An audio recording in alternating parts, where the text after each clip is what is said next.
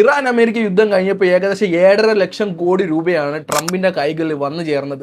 ഇതിന്റെ പിന്നിൽ ഒരു മാസ്റ്റർ ബിസിനസ് പ്ലാൻ തന്നെ. നമുക്ക് എല്ലാവർക്കും അറിയാവുന്ന പോലെ തന്നെ നമ്മുടെ എലോൺ മസ്കിന്റെ ഒരു കളിപ്പാട്ടമാണ്, ഒരു കളിപ്പാവയാണ് നമ്മുടെ ട്രംപ് എന്ന് പറയുന്നത്. കാരണം എലോൺ മസ്ക് എന്ത് പറയുന്നു അതുപോലെ ആയിരിക്കും ട്രംപ് ഇനി തൊട്ട് അനുസരിക്കാൻ വേണ്ടി പോകുന്നത്.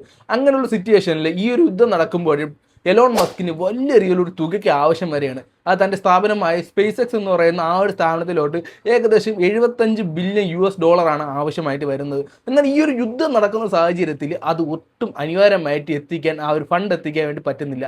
അങ്ങനെ വന്നപ്പോഴാണ് ഈ ഒരു സൂത്രം ട്രംപ് അവിടെ ഉപയോഗിച്ചത്.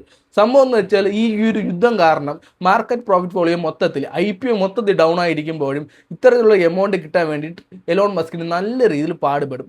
അങ്ങനെ ഇരിക്കുന്ന സിറ്റുവേഷനിലാണ് എന്തോ ഒരു മാസ്റ്റർ ബ്രെയിനിങ് പോലെ, മാസ്റ്റർ പ്ലാനിങ് പോലെ ഈ ഒരു യുദ്ധം അവസാനിപ്പിക്കാൻ അമേരിക്ക തന്നെ മുൻകൈ എടുക്കുന്നത്. അങ്ങനെ IPO മൊത്തത്തിൽ ഹൈ ആയിട്ട് പോവുകയും സ്പേസ് എക്സ് എന്ന് പറയുന്ന ആ ഒരു IPOയിലോട്ട് ഏകദേശം 85 ബില്യനാണ് US ഡോളർ വന്ന് അടിഞ്ഞു കയറിയത്.